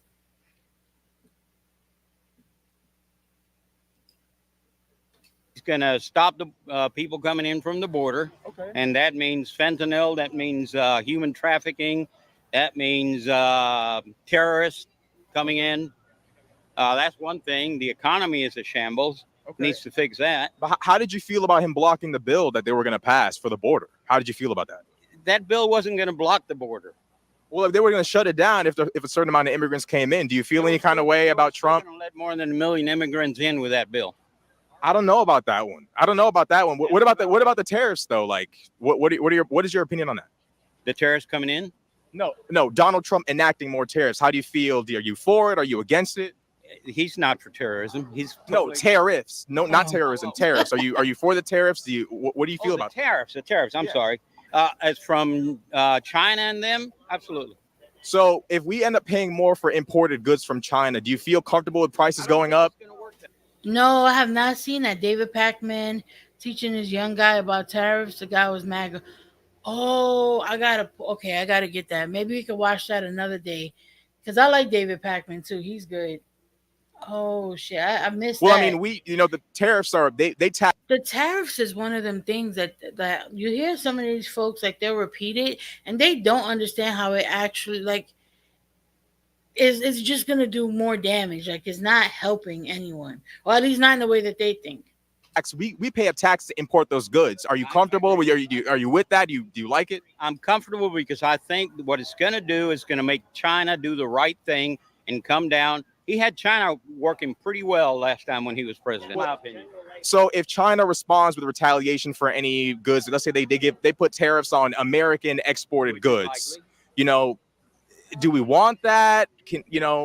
I think we need to try to stop it. Okay. What's going on. So you want to solve the issue of the trade deficit. You want you want America to sell more goods. Absolutely. In the event that we increase the price of goods through tariffs, would you be open to asking Trump maybe to look into different ways to try? Oh, absolutely. Sure. And it's disgusting what happened under Biden. It's okay. While we're on the topic of tariffs, hold on. We'll come back to this one. All right. This is the video I was talking about. This is such a good one, but this is an hour long. Well, I just saw the beginning part of it. So like the first half. So this is when he's talking to the business owner about tariffs. I'm voting for the man that's going to take America back, baby. Donald J. Trump, man. Let's go. Let's go. We're tired of this. They're confused, man. Very confused. Yeah. So what's one of your biggest issues? My biggest issue is probably going to be inflation because I'm a business owner and it hit me hard because I sell T-shirts and all that stuff. Your T-shirts are made in the USA? No, my blanks, no. See, that's the problem. They're not because a blank in USA cost me $20. I can't afford that. But see, that's the thing Trump's talking about. Manufacturing. All these companies have sold out over to the sweatshops. If we tax them, hit tariffs, the same item they're making over there will cost the same to make over here. We pay the tariffs. The companies pay the tariffs, not us. Yeah, anything. China doesn't pay the tariffs. We do when they come in. No, it doesn't work like that. No, whoever's importing is paying the taxes, man. That's the point of it. No. So the importer. Maybe they pass it on the consumer, but no. They pass it on the consumer. Like if I'm buying 1,000 shirts from China and there's a tariff on it, I'm paying the tariff. Well, no, whoever's getting it imported in is going to pay the tariffs. Yeah. I'm the business owner. I'm paying the tariff on the imported good. China doesn't pay it. I pay for it. Well, like if I'm the business owner and I buy 1,000 shirts, I see what you're saying. I'm look. You see you can see the wheels in his brain turning. Like, oh shit. China's not Jolly. I go no. I didn't know this. So I'm familiar with it, man. I import a lot of shit in. So I'm trying to explain. Who pays the tariff? They're paying the tariff. Do you think that? Do you believe that? No, because I was trying to say because I sell merch as well. Right. So if I sell you something for $10, right? And then you're going to sell it to him for $20. Exactly. But then I make you pay me $15 for it. Are you still going to sell it to him for $20? I can sell it to him for $20. If I raise the price $5. Oh, it's going to have to go up. Right. So the consumer foots the bill. So that's the thing Trump says about the tariffs. They will work because it's going to bring more jobs. And back. the sales tax? The sales tax? What? No sales tax? No, it's going to institute a sales tax. How's it going to work? You're going to end up having to raise your prices, which could affect your sales. So it's tariffs and sales tax, because if you make cuts, if you give billionaires tax cuts, then you have to make it up for it. When you make a tax cut, it either means you have to do a sales tax or you have to raise taxes later on. That's just like the math of it all. W did that. Every time they do it, there's always a deficit, unless the point is to just shut down all types of social services. So my thing is like, you're middle class, you're working class. I'm working class. My philosophy is working class. You invest in the working class, that money goes back into the economy. Of course, that's how it should be. Yeah, like the billionaires, they got the Trump tax cuts in 2018. They didn't, the wisdom is, if we give them tax cuts, they create more jobs, they hire more people. They didn't. They just spent more money on stock buybacks. You know what stock buybacks are? No, I'm not familiar. Stock buybacks is when a company spends $20 billion on buying its own stock. Oh, when they deflate the price down, right? They inflate the price. Oh, they inflate it. So they buy their own stock, and it benefits the CEOs. Yeah, I don't agree with that. I don't like that. Yeah, I'm not for that. We're talking this he goes on to how much immigrants actually pay in taxes, and it's amazing. So maybe another day we'll be able to watch it because it's a long video. But it's amazing how uninformed a lot of these folks are, and what the information, or just misinformed. Hey, what's going on, Sydney? Your $5 Team Moose shirt will cost $5 plus tariff. How can this guy think prices will go down?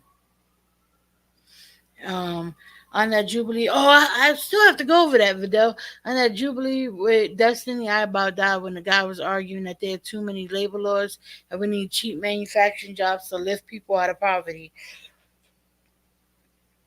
Too many labor laws like that. That's always gonna get me. Like, it's always funny. I remember having a conversation with someone and they were talking about like just all the regulations and things like that that are required to run certain type, to run almost every business. And I'm like, do you realize what these industries look like prior to some of these regulations? Like, children were working at one point. Capitalism doesn't have there's no kind out of the kindness of my heart when it comes to capitalism. It's always about the bottom line. So, so many people, so many things will be exploited if not for regulations. And even still, with that being in place, you have people that are exploited. And mainly people who are unable to advocate for themselves. My local community is organizing Trump events. Wow, should I invest in that? And if you try to inform them, they tell you it's fake information because it didn't come from Trump. You know what's funny? Every person I've ever talked to, right, that was like pro Trump, and typically these people will say shit to me to quote unquote, like if we be in a group setting or whatever, hanging out, like even family, because they know like I'm more, I pay more attention to it than maybe some of them. And I think they're always trying to trip me up on some shit. They'll try and like quote unquote trigger me, which that's a futile thing to try and trigger me. But um they think they'll try to trigger me and they'll say stuff. So then I always have friends and family that come to me with this bullshit, trying to quote unquote debate me about something that I wasn't even talking about in the moment. And they'll come try and debate me. And then when I give them like actual information, I had one of my friends, he kept on hitting me up with like vaccine stuff, anti-vax stuff. And I'm like, why are you bothering me about this? So then every time he send me something, I'll respond with the correct information or like an article that I found or something to, provide some sort of rebuttal. And then he just started calling me, all right, Mrs. Google, you know everything. I'm like, so you can't win for losing. Like you bothering me, number one. So I respond with some information, and I'm the one. I'm the fucking How do you call? I'm full of myself. Like, come on. And that always happens to me. Whatever. I just started telling him, leave me alone. I don't want to hear nothing about you vaccines. If you don't want to get a vaccine, that's great. Good for you. Hence the irony of Trump calling Dems low IQ. Republicans want child relief. Yeah, pretty much. He doesn't understand. Yeah. Little kids applying IHOP after they lose a leg to machinery. Yep. Obviously, tariffs will raise the price of imported goods. I just moved back to the U.S. when Bush Cheney was elected. The propaganda in the U.S. was strong, still is strong. I've been a mom for 35 years. Child labor, no sick days, 18 hours, making pennies on a dollar. If they think it won't go back to that if labor laws are removed. Buy your pitchforks and torches now before Home Depot raises prices. The problem is that conspiracy theorists keep adding to the conspiracy to make their facts work for them. You're playing whack-a-mole. No, you're absolutely right about that, Vidal. That's why I don't even be bothering nobody. But they always come to me. Like legit, be minding my own fucking business, doing my own thing. Here we go with the text messages. So after a while, I just say, you know what? All right, fine. Do whatever. I can't with this bullshit. They were the laughing stock of the world because of that. Why do you think Putin invaded Ukraine? He saw that and he said, how's that going for Putin though? This has been one of the worst events of his entire presidency thanks to Joe Biden, right? No, kidding me? Yeah. There have been more Ukrainians killed than Russians. It has been a horrible. Well, that's not true. That's not true. It is awful, but what did Donald Trump say he would do? Donald Trump said he would just give up the land to Russia in exchange for peace in 24 hours. Do you feel like that's possible?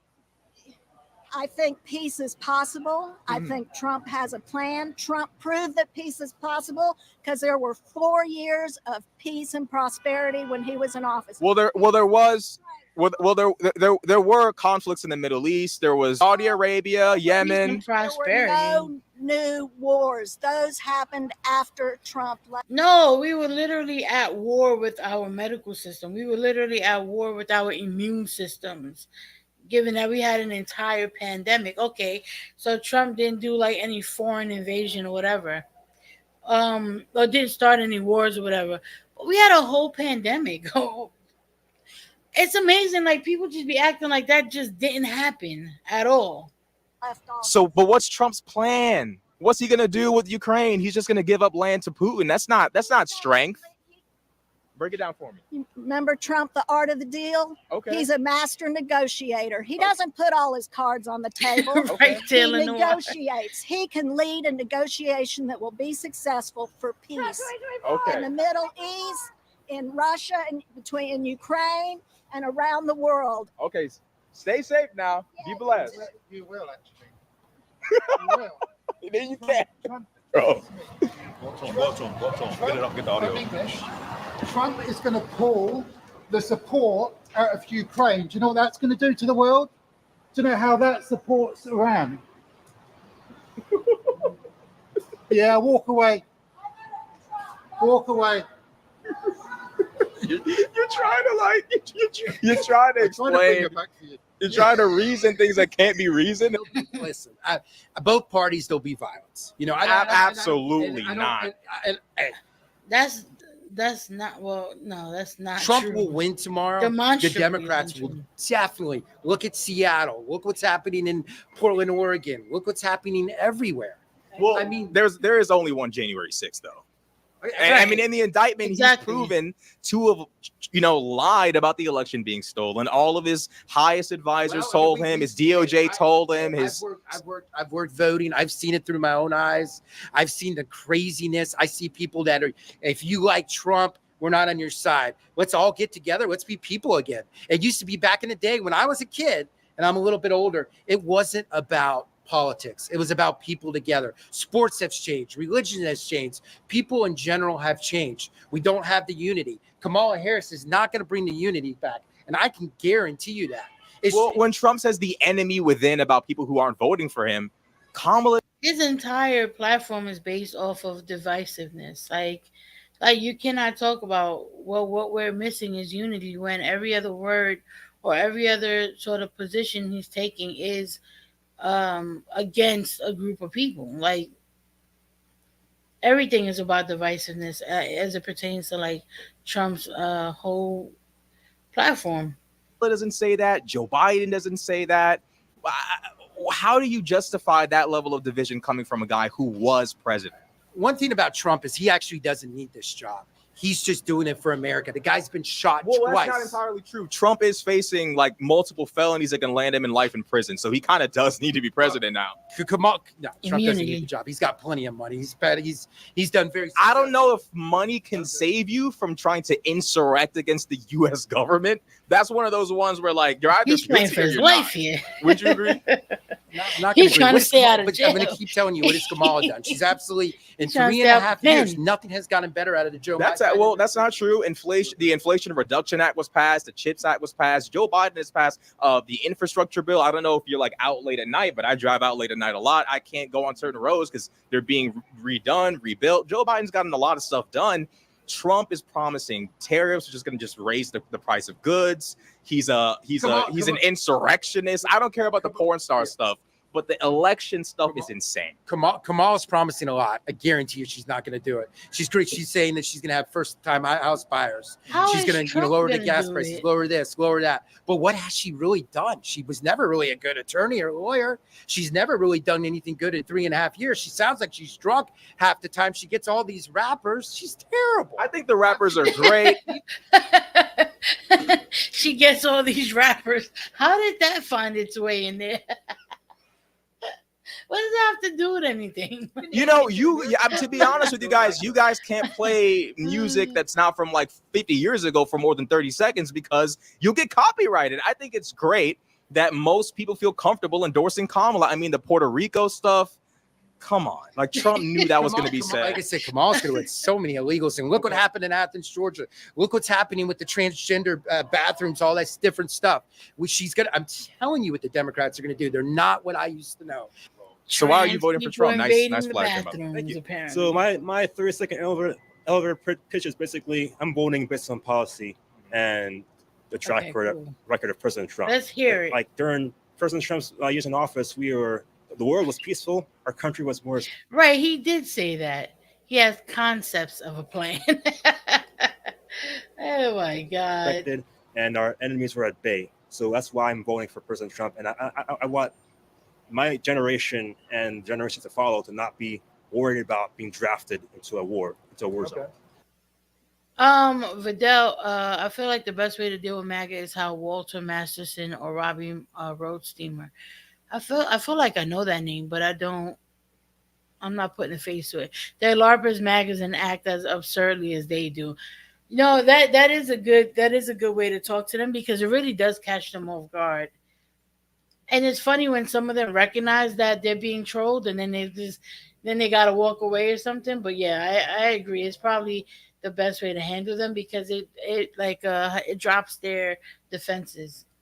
So Donald Trump's foreign policy's not that great. Like obviously right now with the war in Gaza, it's toning down.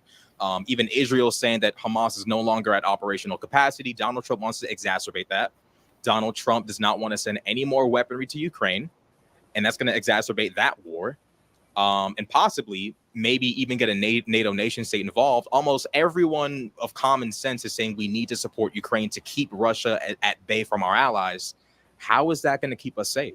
Yep, like the rebuttal to that is really basically this: like Russia didn't invade any country during President Trump's term, and as soon as President Trump leaves and we had the debacle in Afghanistan, that's when Russia was like, "Hey." Well, Trump did plan that pullout, and Biden followed through and put faith in it. And as you know, shit happens. But you got to put some kind of credibility on Trump for forming that pullout without involving the Afghan government, right? But like the thing is, like, it was Trump's plan originally to pull out, but whose plan was it? Was it to abandon Bagram Air Force Base during the pullout and use a civilian airport to have 13 service members die? That was not President Trump's plan. And first of all, the Right, plan Louis? was vast to change, and it was delayed to September 11th because Biden wanted to have this grandiose day to, say, hey, we're out of Afghanistan on a 9/11. But President Trump's plan was to pull out sooner and have a graceful pullout rather than pulling out all at once on one day. Well, I don't know if that's exactly true. I don't know if it was a one-day pullout. But what I can say confidently is Donald Trump did cut out the Afghan government from the situation, which would exacerbate any sort of chaos or conflict that could happen. As it pertains to Ukraine, again, Donald Trump claims he can make a deal in 24 hours. More than likely he can't. He's already made Zelensky pretty upset. His relationship with Putin probably isn't as great as he claims. What a president who pretends like he can make superhuman deals, how do you put your faith in him to keep us safe other than saying, well, when he was in office, this didn't happen? I think the people who are apprehensive about President Trump, circling back to the Good Ukraine one, deal, Taylor Noir. rather than constantly treating Russia as the ultimate evil, I think we have to sit down and have conversation on involving our allies, our allies, and everybody, and see what we can do to create a security framework that involves Russia as well, so they won't have to worry about. Well, Trump has threatened our allies multiple times, and that's a big problem, right? That's a big issue. If Donald Trump wants to make this nation safer, if he wants to make our allies safer, it's probably not a good idea to take the side of Putin, who's made it abundantly clear he's not our friend, and exacerbate conflict with our allies, right? Yeah, I don't agree with that framing that Trump threatened our allies, but what he was trying to do with NATO is that they were taking advantage of our military, and like the original agreement with NATO was that the member nations have to pay 2%, I think, of their GDP towards military expenditures, and the European countries were not doing that. They were not living up to that agreement. So President Trump was using negotiating skills to get those countries to do, and actually makes NATO stronger, because rather than everybody relying on the United States, now Europe has built up most of their military, so that attack, those threats from Russia won't be as impactful. Okay, well, one more point for you. I agree that they should have paid more of their GDP toward defense. One of the advantages of them not necessarily doing that is we get to have more oversight on what happens in Europe, right? Another thing is that publicly coming out and threatening that might not be a good idea when a nation state that's friendly to you is at war with Russia. Donald Trump could have handled that better. He definitely could have done it better. I don't think Kamala Harris would have made that mistake. And I think we kind of all know inherently that other politicians wouldn't have threatened anybody, and they probably wouldn't be cozying up to Putin. What would I'm going to give you the last word. Trump likes all the dictators though too. That's very. I don't know why people don't see that as like alarming. That he's he's so fond of these dictators. And and Putin is not the only one. Agree partially. Like, I think President Trump could have approached that negotiating with our allies a little bit better. But the thing is, we want our allies to respect us and our enemies to fear us. And then with President Trump in the office, Iran, Russia, China, they'll be so afraid they won't touch a hair or harm a hair on Taiwan or Ukraine or Eastern Europe. I think President Trump is the guy. We want a strong bull in the White House to really teach our enemies who's boss. All right, so as you guys can obviously see, that did not go. We can't act. Oh wait, hold on. We can't act as if no soldiers died under Trump. In fact, the last 18 months of Trump's presidency, 12 troops died in Afghanistan. Also, if Trump tries making a deal, other countries aren't necessarily going to stand that. Trump is so easy to play. Elon and Vance are playing him like a fiddle. All you have to do is play Trump all you have to do to play Trump is compliment him. No, that's why he is he's like a local. Like if you if you pay Trump some compliments and shit, forget about it. Like he is that's literally what locals do. That's not what I asked, but I like your ideas plenty. I only have ideology to compare to. Like I can't be told to stop being a leftist, and no culture can tell me I'm not. I don't know. Is that in response to something? Maybe I'm bugging. Oh, all right. Maybe you're talking to John. Okay. Yeah. So I thought that was a really good. I thought that was a really good video. I like these man on the street type of things. We almost had 2 hours, so I'm not gonna play another one. I might come back tomorrow and do the Destiny versus everybody because that was a really good one, and I've been wanting to do that since it dropped. I just haven't found the time to do it. And then the election happened, so there's that. Um, so anyway, let me find a song. Oh no, nah, I'm not gonna put a song on. I'm gonna just leave it there. Yeah, people are insane if they think Trump could or would try to make U.S. a utopia.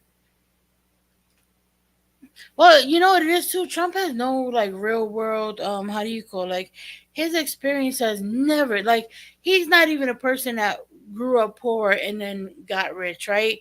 Then you can see where he may be able to identify with people, with with his, with the American people, with the common person. Um, but he doesn't even have that reality. Like he doesn't have a reality from when he was born to now, as far as we can tell. As it pertains to his wealth or the wealth that he was born into, that is like the common man at all at any point in his life. So the idea that he knows what to do to help common people is no. Somebody has said it the other day. I think Cenk Uygur from the TYT. I don't watch TYT, but I was watching a panel. He was on Pierce Morgan, and it was him and some other folks, Crystal Ball, and I can't. This other guy, Vinny, that guy's insane. And what's the guy with the one eye? I can't remember his name. But anyway, I was watching. They were all talking, and Cenk said something that he said that Trump is a fake populist, and I do agree with him on that. I'm not a fan of Cenk because I feel like he's just too much sometimes. But I did agree with that he's a fake populist, and he will come off like he knows what the common person needs or wants or whatever. But in reality, that's not what he believes. He just knows that's the best way to get to where he wants to get to, and that's where he's at, which is the president. Oh, he pulled the most amazing con on the American public. He's a fast talker. He's a con man. He doesn't have the average real world experience. Thank you, Marty. You said everything I just said more. You said everything I just said better. The G.I. Joe guy. Yes, that guy. 4 years from now, we're all living large. I will eat crow. If Kamala was in and we were all living large, no MAGA would admit it. That's true, too. Cenk and Anna have been so disappointing. Yeah, no, they have. And I, when I first started paying attention to politics, because I feel like the pipeline is that when if you haven't paid attention to politics, but you probably are more like left leaning, whatever, right? The pipeline is like, yo, maybe watch TYT first, and then you start to find all these other people, and then at some point you're like, all right, because TYT, I don't know, like I watched them in the beginning, but I just couldn't in the last few years or so. So yeah, they have been quite disappointing about a lot of things. So I just don't watch them. Yes, Dan Crenshaw, that guy. Like what in the fuck debating 20 people on your own gonna do? It's for content really. It's a waste of time and it's not gonna change anyone's opinion. But it's not to change anyone's opinion. It's literally it's to get a gotcha. That's really all it is. It's not really to change opinions, or maybe it is, but not to the person you're talking to. Maybe someone listening, right, or that's on the fence, or that doesn't know about this topic. It provides an alternative to a very loud, group of people. MAGA people and all that, they're loud people. Like, I mean, you see it. You talk about that shit, they're in the comments, they're trolling, they're in the chat. Like they're loud people. So it's a good alternative. It's a good alternative to that information, in my opinion. That's why I think it's good. Although it may not change their mind, it may help somebody who is listening, who's unsure. I'm so tired. I feel like giving up. These YouTube streams help me. It's so depressing. Oh, I'm glad they help you, Louis. I know a lot of people are just like worn out from it. TYT is a training bra of lefties. Yes, that's the best way to put it. That's exactly what it is. That is the best way to put it. It's a training bra. Then once you once you move on and you find other people, then you find who you want to listen to. Brian Tyler Cohen and David Packman are my go to. Yeah, they're good. They're really good. I watched both of them. RBF, I couldn't watch them in the beginning. I tried years ago. They're insufferable. I don't watch Midas Touch. I've heard the name Midas Touch, but I have not watched Midas Touch. I have to go check them out because I hear BGTV has mentioned them before. So like I've heard of them, but I just never watched them. How do the Young Turks continue to be so many intro to leftism? Mine was Democracy Now. See, I never even knew about Democracy Now. I don't know why. I think it's because I'm not sure, but a lot of people that I've talked to, they say the same thing. They're like, yeah, like I started by watching the Young Turks, and then I was watching like Majority Report, and then Hassan Piker, and then and then from those people, Cal Kalinske, who else? David Packman, Brian Tyler. I mean, there's a lot. Aaron Brown, Actual Jake is another one that I watched. I'm going off the top of my head right now. Shit, I even started watching Vouch in the beginning, and then I was like, okay, yeah, I I didn't watch him for long, but he definitely was one of the first people when I was like learning who was who and who I wanted to watch. Yeah, he was one of the people at first, but they have that golden touch. Jen got mad on me on Twitter and said I didn't watch the show. He's always yelling at somebody. He started yelling at that guy Vinny or whatever the hell his name is. I was like, Jesus, that guy is insane. I don't know if y'all ever watch. Hold on, let me see if I can find a clip of that. I don't know if y'all know who this guy is, but it was pretty funny. Where is he? Michael knows. And then that's how I got to learn all of those, characters. Oh my god, do y'all hear that? I'm sorry. Is this the one? Yeah, this is the one. Here we go. Oh, uh, hold on. All right, where is it?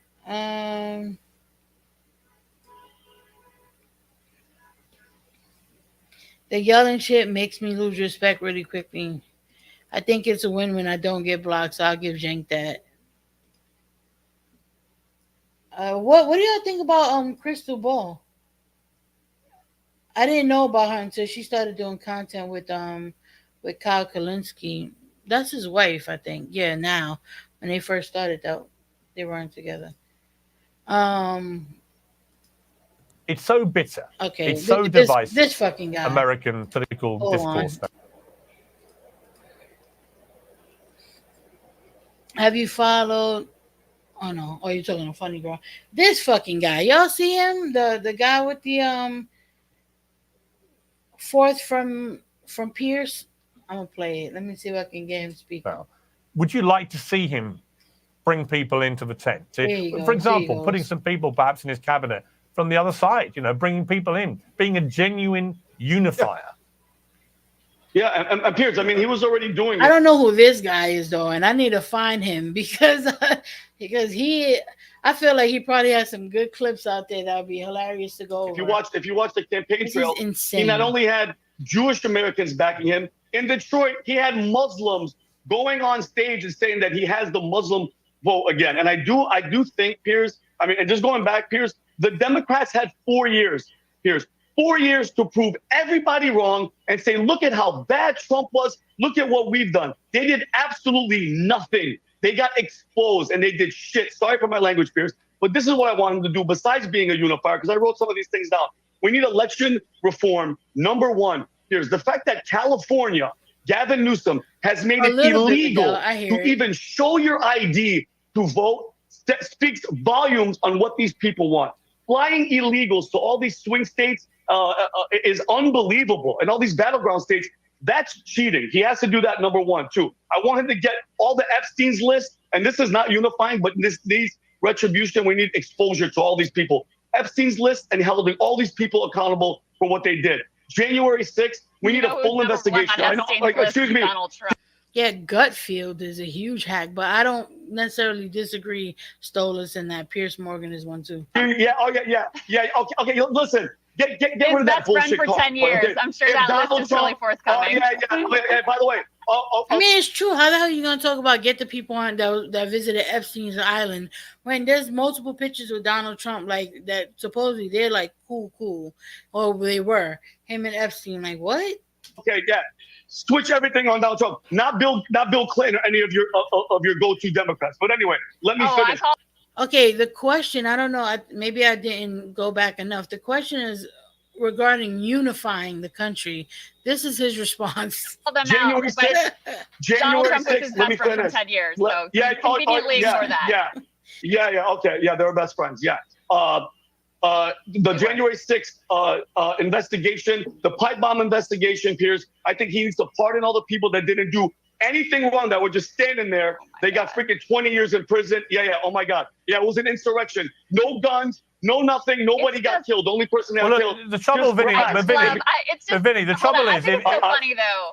Well, hang on. I tell you what. It starts with like, oh, we're going to be unified, and then it's like, here's who I want retribution. Well, that's the point I was going to make, Vinny. Because she wants us to forget. No, but it's because you want us to forget. Classic. You want us to forget. No. It's classic because you guess what? You got to go on accountability.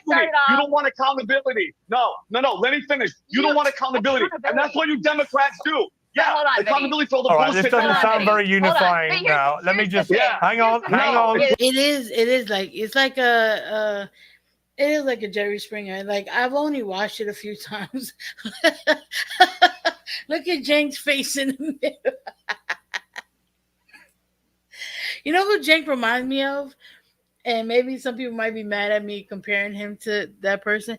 Jack Black. His facial expressions remind me of Jack Black. Or not Jack Black. Buzz Lightyear. That's who he reminds me of. No, hang on, please. Hang on, just time out, please. I want time out. I want to bring in Frank Luntz, who's obviously one of America's top pollsters. Frank, we've talked a lot in this presidential race. It's been incredibly unpredictable. We've seen assassination attempts. We've seen the usurping of the Democrat nominee. We've seen Trump convicted. Okay, so I just wanted y'all to see that. I need to know who that guy is because he's an insane person, and I'm almost certain that he has other funny videos out there. Because that was him the entire time. Every time he started speaking, if somebody else was speaking, he was rolling his eyes, whatever. Man, he starts speaking off to the races. He's just going off. So, all right, I'm gonna leave it there. If anyone in America is feeling depressed about the current situation, I suggest reading Totally Not Yato's Twitter fight hoax. No, not Dan Crenshaw, Vidal. The guy that was talking, the one that you said sounds like XQC. That guy, Vinny, yeah. Oh, okay. Hassan went against him? That had to have been funny. I gotta look for that. I'm gonna find it so we can watch it the next time. I love these types of things because those guys are just so, like, they get so enraged. And I think that's why I don't like sometimes Zhang, because he gets super, like, he just starts yelling, and I'm just like, come on, like, what are you doing? Why are you yelling? All right, let me let y'all go because I got some things to do. But I will see you on the next one. If you didn't do so already, like the stream. I appreciate it. And I will see y'all probably tomorrow. And I'll leave y'all with my little outro video. All right, y'all. Later. Have a good one.